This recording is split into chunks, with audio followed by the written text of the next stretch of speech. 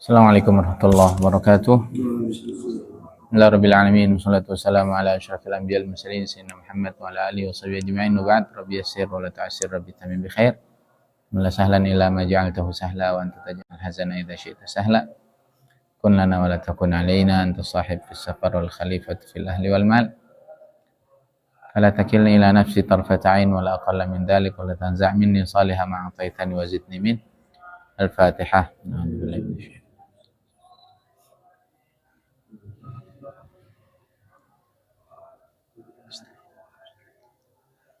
Siratal ladzina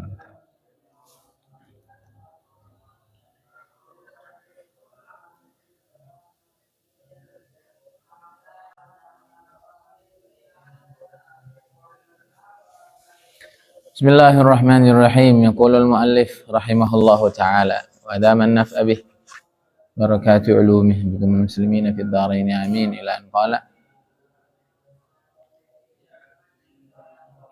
Rubbama dallahum al-adab ala tarkit talab. Rubbama dallahum al-adab ala tarkit talab. Rubbama dallahum al-adab ala tarkit talab. Beliau menyebutkan seringkali adab yang ada pada diri mereka mengarahkan mereka ala tarkit talab, untuk meninggalkan meminta kepadanya.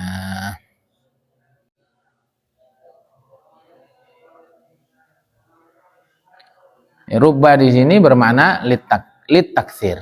Rubba kan maknanya dua ya. Dalam nahwu yang kita pelajari rubba maknanya dua.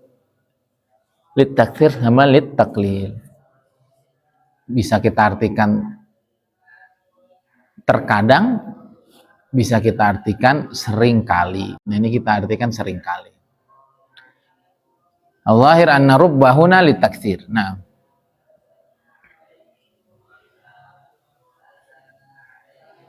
mengapa? Karena kebanyakan mayoritas arifin billah itu mereka as-sukut was-sukun tahta majaril aqdar. Mereka merasa tenang, tentram dengan apapun takdir yang datang ke dalam hidup mereka.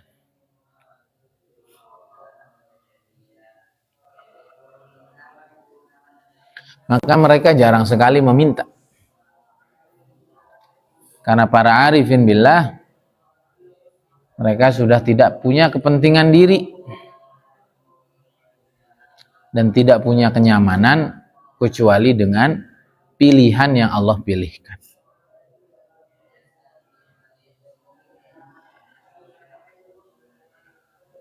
Sehingga tidak ada dalam istilah hidup mereka meminta dan merasa cita-citanya tidak dikabulkan. Dirinya udah nggak punya kepentingan. Terus apa dari cita-citanya nggak terkabul? Orang nggak punya cita-cita. Cita-citanya ikut cita-citanya Allah. Akhirnya udah nggak ada minta. Ya gimana Allah aja. Ini kelas berat ini. Ini kelas berat bagi kita hari ini. Walaupun sebenarnya nggak kelas berat kan. Kitanya aja tauhidnya belum benar sama Allah. Kita aja tawakulnya yang belum benar sama Allah. Karena artinya ini ilmu kelas berat. Artinya kalau kita salah-salah praktek nanti kita pakai yang kemarin aja lah. Kita pakai yang kemarin, kita amalkan amalnya ahlul bidayat, lalu kita amalkan amalnya ahlul nihayat. Itu aja kita lah. Kita meminta kepada Allah Subhanahu wa ta'ala yang kita tahu itu yang terbaik bagi kita punya kondisi. Lalu setelah itu, apapun yang terjadi setelah kita berupaya, kita meminta, kita mengatur planning-planning yang ada itu, kita kembalikan semuanya kepada Allah. Jangan ada kecewa, jangan ada sakit hati, karena pilihan Allah yang terbaik.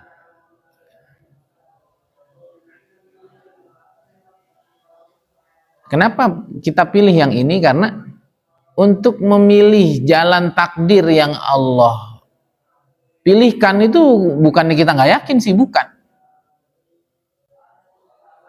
Itu jelas yang terbaik.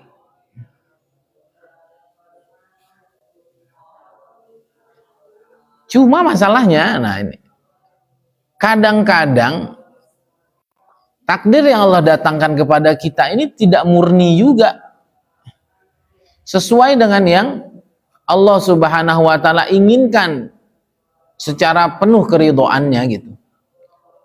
Kenapa saya bicara gitu? Karena hidup kita ini banyak pengaruh dari luar, paham nggak? Tadi seperti Ustaz Abu Syauqi bilang bahwa kebanyakan pribumi ini 90 sekian persennya yang ditanam itu program miskin. Paham nggak? Jadi seakan-akan kalau kita ikut aja, nah kita bukan ikut apa? Programnya Allah gitu, paham nggak? Tapi program itu tadi, itu program orang di sekeliling kita gitu. Yang bilang kekayaan itu begini begitu, yang bilang macam-macam. Tapi kalau kita bisa mengosongkan segala kepentingan baik diri ataupun lingkungan murni ke Allah gitu, nanti digiring, seumpama ya, tahu-tahu datang orang tablik, oh berarti saya suruh tablik. Itu kan filternya juga agak susah juga tuh kalau orang nggak betul-betul bisa memfilter setiap isyarat-isyarat Allah yang datang. Maka udahlah, ibarat orang sekolah lah. Ibarat orang sekolah kita berproses aja. Ibarat orang sekolah berproses, ya TK dulu, SD, SMP, SMA, 1 S2, S3, profesor. Gitu ya. Baru bikin madhab sendiri gitu. Sekolahnya kagak beres, tentu bikin madhab, kan jadi lucu. Ini kita juga sama. Udahlah, kita mix aja dulu sekarang. Kita jalanin ahlul bidayat itu, yang kita atur, kita planning dengan sebaik-baiknya, kita minta yang kita paling tahu tentang diri kita, ini yang paling nyaman untuk saya, keluarga saya, komunitas saya. Adapun nanti Allah Subhanahu wa taala memutuskan apa, itu kita kembalikan kepada Allah Subhanahu wa taala. Ya samalah kurang lebih kayak saya juga. Saya dari dulu nggak tahu, dalam hati itu pengennya sendiri. Itu kan mau Allah itu.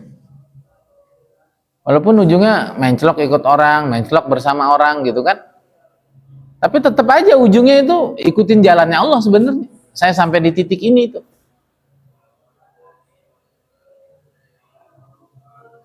Nah itu jadi program Allah tuh memang nggak bisa nggak bisa ditolak. Gitu. Nggak tahu dari kecil, dari mondok di mana aja pengennya begitu. Nah itulah mungkin kurang lebih yang dimaksud dengan ahlun nihayat ya, dia udah ngalir aja. Sehingga akhirnya saya kehilangan tempat pertama, kehilangan tempat kedua, ya nyantai aja. Kenapa? Karena itulah perjalanan yang Allah perjalankan menuju keinginannya, yang itu ditempel terus di dalam hati kita, yang ujungnya kita akhirnya mandiri. Nah,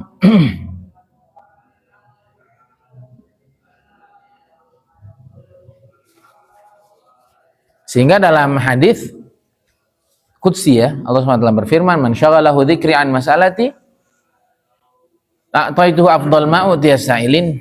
Siapa yang disibukkan oleh mengingat aku maksudnya Allah yang maha sempurna, maha baik, maha mengatur, maha bijaksana, maha segalanya. Dia udah yakin dengan kemaha sempurnaan Allah sehingga dia nggak sempat minta atau nggak sampai hati untuk minta. Oh, dia yang maha tahu. Kata Allah, aku akan beri kepadanya afdal ma'utiyas sa'ilin. Aku akan kasih kepada dia sesuatu yang lebih istimewa dari apa yang aku beri kepada orang yang suka minta itu. Nah kita makanya gabungin aja. Ya minta, ya pasrah. Ya minta, ya pasrah. Karena bahaya memang kalau kita minta dan kita masih punya kepentingan pribadi untuk sampai ke satu titik tertentu, padahal kata Allah itu nggak baik, kita paksain, nanti ujungnya itu patah hati, ujungnya frustrasi, ujungnya mengalami traumatik dan lain sebagainya. Nah, ketika kita hanya pasrah saja dan tidak punya permintaan kemauan sama sekali, yang pertama ya tingkatan kita nanti nggak doa malah sombong. Beda nih tingkatannya dengan arifin billah, doa malah suul adab sama Allah. Kalau kita nih nggak doa malah sombong, satu. Yang kedua kali, kita nggak doa, kita nggak minta, kita terpengaruh dengan yang tadi-tadi tuh. Lingkungan miskin, lingkungan suuzon sama Allah, kondisi sekarang yang betapa banyak kerusakan. Nah udah, kita ambil jalan tengah.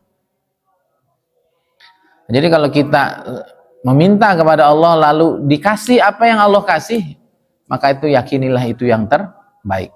Begitu juga kalau permintaan kita dikabulkan, ya berarti itu permintaan yang sesuai dengan mau Allah, sehingga akhirnya dada kita lapang. Saya kemarin ketemu kawan saya namanya Kang Rama ya, di TKM, di Pendidikan Mubalik. Dia seorang hipnoterapis juga, sama seperti Bunda Suci. Hari ini tuh banyak orang itu mau bunuh diri, stres, hidup nggak bahagia, ruwet pikiran. Itu kuncinya satu, nggak nerima takdir, udah itu aja. Nggak ridho dengan takdir. Maka saya masuk di dunia itu agak agak kurang tertarik. Kenapa gitu? Ya saya mengalami hal-hal yang tidak mudah dalam hidup, hal-hal yang mengecewakan dalam hidup. Dan saya tuh tenang aja gitu, paham nggak?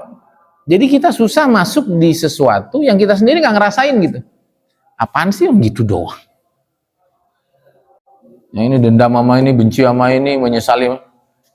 Kita melewati itu dengan sangat mudah. Dengan apa tadi? Ilmu tauhid itu aja. Nah ada orang itu memang perlu dituntun untuk bisa ridho, bisa sadar. Nah kita masuk di dunia itu kayaknya gimana gitu. Apaan sih harus gitu. Nah orang-orang yang terlibat di situ memang dulunya pernah begitu gitu. Termasuk Bunda Suci itu juga.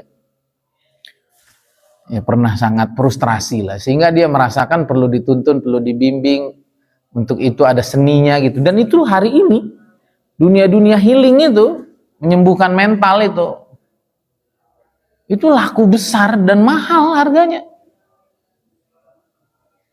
Jadi untuk orang bahagia hari ini itu mahal. Itu mahal, itu kelas-kelasnya mahal, terapi-terapinya itu berjilid-jilid mahal, trainingnya mahal. Yang diceritain cuma itu doang. Gimana bisa ridho sama takdir? Coba bayangin kamu. Artinya betapa mahalnya ilmu Islam itu. Ya karena memang ada orang-orang ruwet gitu memang yang harus ditemenin gitu. Nah, termasuk ya kalau di kita mungkin kayak Vicky ya, itu perlu digituin tuh, dia bingung ngadepin dirinya sendiri. Jadi kalau kita yang nggak bingung ngadepin diri sendiri, di terapi gitu malah apaan sih? Yang gue udah bahagia gitu. Ya maka insya Allah selangkah lebih maju orang kalau tauhidnya benar itu. Ada yang sering kena begini perempuan. Kenapa? Perempuan main perasaan bukan logika. Nah, laki kan logika. Kenapa sendiri terus bahagia? Yalah emang permintaan saya dari dulu begitu. Yang kedua kali mungkin di sana secara pandangan orang lebih bahagia, lebih mewah, lebih apa. Tapi kan orang nggak tahu isi hati kita. Ketika sampai di titik ini, kita lebih nyaman dengan hati. Nah,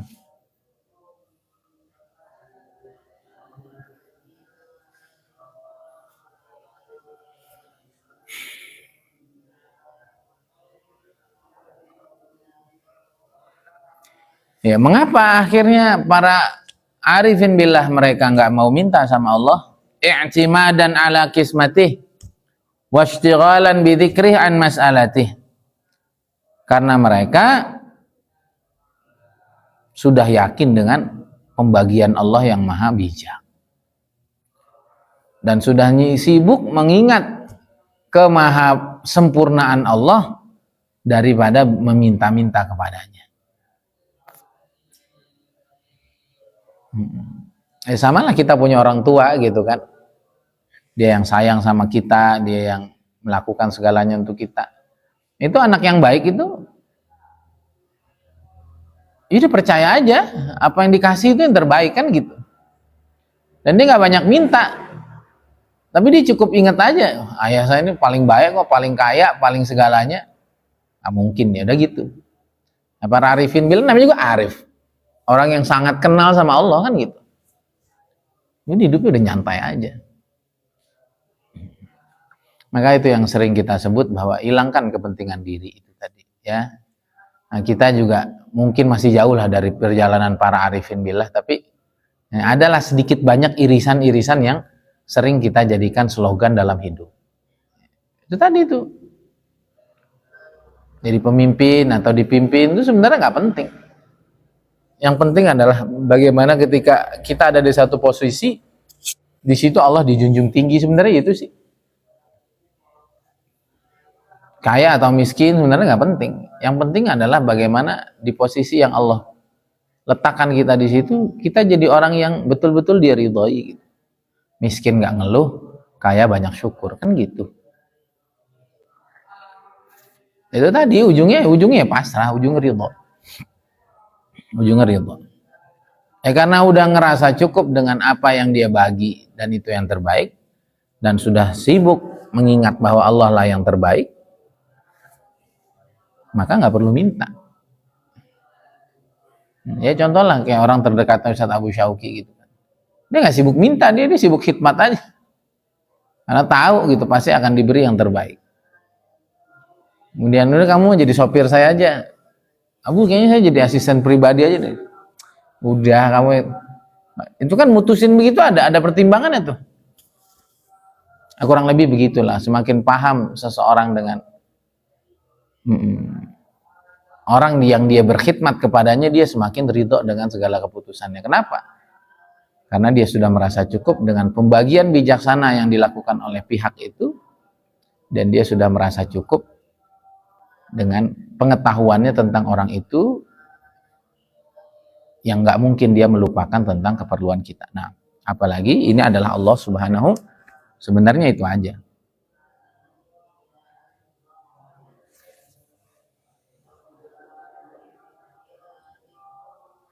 Nah, Imam Kusyairi mengatakan, kalau aku menangkap isyarat dalam diri aku untuk berdoa, maka aku doa.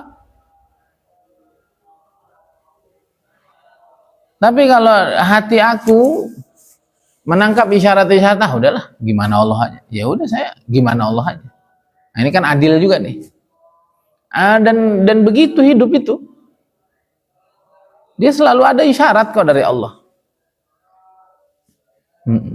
Dia selalu ada isyarat dari Allah Subhanahu wa ta'ala. Oh, saya harus gini, saya harus gitu. Itu makanya kita harus punya hati yang peka juga kepada Allah Subhanahu wa ta'ala. Tahu tuh kapan harus ngegas, kapan harus ngerem. Nah, ini kalau para ulama, para aulia, kapan harus doa, kapan harus pasrah aja. Nah, maka kata beliau gitu, kalau aku ada dorongan untuk doa, maka waktu itu doa ya lebih baik. Tapi kalau aku disuruh pasrah aja, ya berarti pasrah itu yang baik.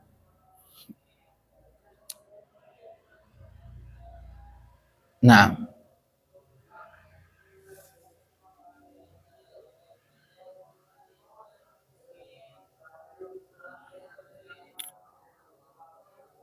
ini pentingnya kita terus belajar, ya, termasuk belajar ilmu pikirannya Mas Firman itu. Ini kan mendengar keterangan-keterangan gini kan pikiran bisa makin ini nih kan, apa? Benar nggak? Pikiran tuh bisa makin kacau itu. Ya makanya semuanya dikolaborasikan aja, semuanya diharmonisasi aja, sehingga semuanya ada di tengah itu tadi. Kalau kita tahu menurut pandangan kita ini yang terbaik, ya doa aja, ya planningkan saja ke sana, fokuskan saja meraih mimpi itu. Tengah jalan dibelokin sama Allah, dan memang kita lihat positif dan gak ada jalan lain kecuali ke situ, ya ikutin aja. Saya tanya sama kamu, Nabi begitu kan Nabi? Nah, Nabi juga begitu kok. Pergi ke Habasyah kan gitu. Oh bukan, coba lagi yang kedua, oh bukan. Pergi ke Taif, oh bukan. Pergi ke Madinah. Itu Nabi punya planning nggak? Punya cita-cita nggak? Punya harapan nggak? Punya dong, kalau nggak punya harapan ngapain ke Habasyah? Tapi Allah Maha tahu nggak? Satu. Yang kedua, Kira-kira yang Nabi mau Habasyah, Taif atau Madinah? Di hati Nabi. Hah? Ini Madinah tuh. Semua tergantung pikiran kita kok. Paham nggak? Yang Nabi mau apa? Ketemu satu komunitas orang yang 100% siap ngebantu Nabi, bahkan siap hilang nyawa demi perjuangan beliau. Itu adanya di mana? Tapi perjalanan menunjukkan Nabi ke Habasyah, menunjukkan ke Taif. Jangan marah, ya Allah, ini orang Habasyah gini. Oh berarti bukan itu yang kamu mau. Ya Allah, berarti bukan itu. Jadi nyambung ya, maksudnya bidayat nihayat digabungin ya. Karena agak lucu juga gitu kalau hidup tuh ngalir gitu aja, kayaknya gimana gitu. Kita kembali ke sejarah saja. Dan yakin yang dimau Nabi itu adalah Madinah. Buktinya beliau belum merasa puas, kan di Habasyah diterima. Kalau kamu di sini, kami siap. Tapi kalau ada yang ganggu kamu, kalau sekedar memberi suaka, perlindungan, kami siap. Tapi kalau ada orang, pihak-pihak yang ingin mencelakakan kamu, wah itu kami nggak siap. Nah, Nabi pergi lagi. Paham nggak ini? Nah, sama lah. Kita perjalanan hidup kita kan begitu kan, di sini sama Allah. Ternyata ada pikiran kita tuh, pengen belajar dulu, pengen ikut orang, pengen belajar gimana sih manajemen kecil-kecilan, pengen. Itu kan perjalanan saya juga semua pikiran saya. Sampai ujungnya sendiri, itu yang pikiran saya begitu. Dan menurut Allah, ini emang orang ini bagusnya sendiri, udah gitu. Ya kan Allah tinggal ngasih saya kan. Dan memang ya Allah tahu masing-masing kapasitas kita. Jadi nggak ada pertentangan ya, nggak ada kontradiksi berarti, benar nggak? Ya jadi begitu. Ya, jadi ini bagus nih ucapan Imam Qushairi. Kalau ada isyarat saya kepengen doa, berarti yang doa yang terbaik. Kalau pengen pasah ya gitu. Nah, maka kita juga demikian. Bagaimana Rasulullah SAW ya upaya, usaha terus saja. Toh nanti Allah tahu kok apa yang terbaik untuk kita. Satu. Dan sesungguhnya kita tuh udah ada jalan takdir sendiri di hati itu. Itu tadi tuh. Kalau belum dapat kayaknya belum puas gitu. Itu secara tidak langsung kita tuh digiring sama takdir. Coba yang nih adek pikirannya lain, Abiu cita-citanya lain, cita-citanya lain. Itu sebenarnya takdir yang harus dijalankan. Sehingga nanti pada ujungnya sampai juga dengan apa yang ada di dalam hati kita. Dan insya Allah selama yang di hati kita itu sandarannya adalah keridhaan Allah dan keridhaan Rasulnya, insya Allah itu adalah kemauan Allah Subhanahu wa Ta'ala. Jadi kita sama tadi seperti apa? Seperti perjalanan Rasulullah SAW dan banyak perjalanan orang-orang itu mereka punya mau ini sebenarnya itu proses dan proses itu semua dari pikirannya masing-masing dan berakhir proses itu pada satu kesimpulan di mana memang dia harus bertahan menjadi yang terbaik di posisi itu seperti Rasulullah SAW dengan orang-orang Madinah. Disitulah Nabi SAW akan bangkit setinggi-tingginya. Ya kalau Nabi tinggal ikut maunya Allah seumpama nungguin Madinah kan nggak bisa kan? Nabi kan harus ngerasain ini sehingga pas dapat Madinah, oh ternyata ini yang Allah siapkan dan ini yang saya pikirkan. Ini yang Allah siapkan dan ini yang saya pikirkan selama ini. Komunitas inilah yang harus membersamai perjuangan saya. Terakhir, kenapa para sufi, para arifin billah mereka tidak mau doa sama Allah? Walaupun tadi ya kita ambil yang tengah-tengah dan khairul umur awsatuha ini. Kenapa? Karena innama yudzakar man yajuzu alaihi al-ighfal. Siapa yang jemput anak-anak? Dikit lagi. Yang boleh diingatkan itu adalah pihak yang mungkin lupa, mungkin lalai. Allah tuh nggak lupa, nggak lalai, nggak taunya, terus ngapain diingetin? Ini logikanya begitu. Ya, kalau kita doa tuh, ya Allah kan saya sudah doa, apalagi doanya begitu ya, kok itu bagi para arifin billah itu nggak adab. Kenapa? Yang perlu diingatkan itu yang mungkin lupa, mungkin lalai, mungkin nggak perhatian. Ya Allah tuh, wa ma Allah bighafilin amma ta'malun. Alaysa Allah bikafin abda. Nah, wa inna ma yunabbah man yajuzu alaihi al-ihmal. Dan yang perlu diingatkan itu yang mungkin menelantarkan tanggung jawabnya. Allah tuh nggak pernah menelantarkan makhluknya. Alaihissallahu bikafin abdah. Kullu syai'in indahu bimiqdar. Maka ini ada sebagian ulama mereka bilang, saya ini nggak pernah doa. Allah tuh nggak begitu. Saya ngapain diingetin?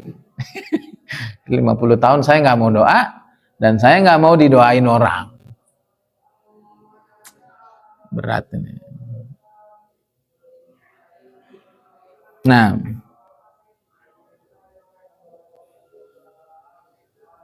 orang yang kalau sudah seperti ini dia menjadi seorang yang menjadi Ibrahimi dan Hanifi. Nah,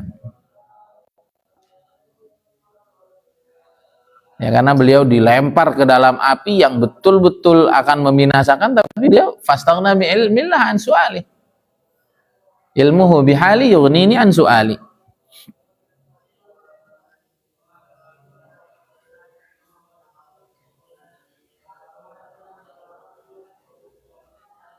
Ya, itu di kondisi seperti itu emang udah nggak ada pilihan lain. Akhirnya beliau di situ mengambil makom hakikat. Ketika beliau dikembalikan ke makom syariatnya, beliau doa nggak? Doa dong.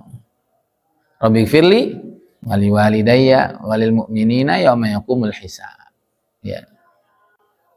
Berarti kan doa juga. Rabbi habli hukma wa alhiqni bis salihin. Rabbi habli minas salihin. Jadi ya udah tadi itu benar udah. Ya khairul umur awsatuha. Udah. Adapun sebagian ulama tadi majdzub, dia ditarik alam sadarnya oleh Allah sehingga nggak mau doa, itu bagian beliau. Nah, kita dan guru-guru kita itu adalah orang-orang yang mutawasid semua. Ya udah kita begitu. Dan itu lebih enak kayaknya. Lebih logis, lebih humanis gitu ya. Ya pengaturan kita atur dengan sebaik mungkin, doa kita panjatkan sebaik mungkin, sesering mungkin, tapi hatinya pasrah. Kan itu kayaknya lebih pas ya. Walaupun kita tidak menyalahkan orang yang tidak mau doa sama sekali. Atau orang yang betul-betul memasrahkan semuanya ke Allah. Kita nggak menyalahin karena ada orang-orang tuh memang majdzub gitu.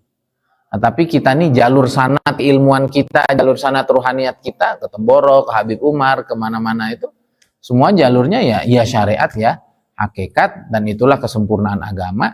Maka di kondisi-kondisi tertentu ya kita mainnya hakikat. Itu kayak kiainya siapa tuh, Kiai Mujib ya sekarang yang Khazini itu, udah serahin aja sama Allah.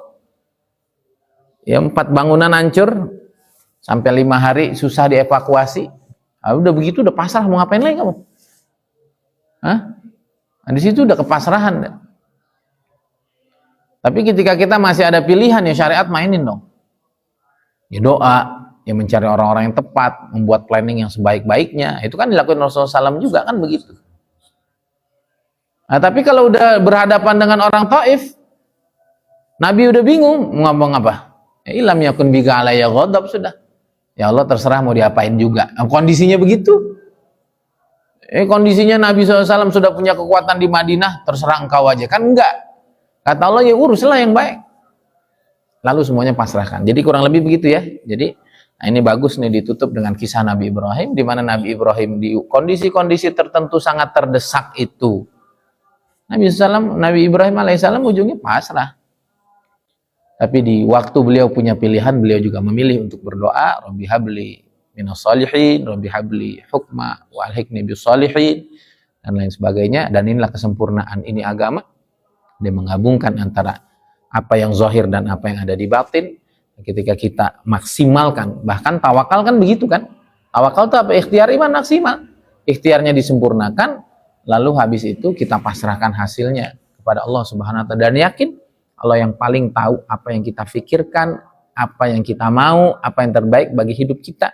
So kalau kita sudah melaksanakan ikhtiar kita sebagai manusia, lalu kita pasrahkan, insya Allah itulah tawakal. Jangan ada sedikit pun marah dengan apa yang Allah putuskan, karena Allah pasti menghadirkan kepada kita sesuatu yang paling detail yang ada di dalam niatan kita dan yang terbaik bagi kehidupan kita dunia sampai akhirat. Hadza billahi taufik. Subhanakallahumma bihamdika, asyhadu an la ilaha illa anta, astaghfiruka wa atubu ilaik. Assalamualaikum warahmatullahi wabarakatuh.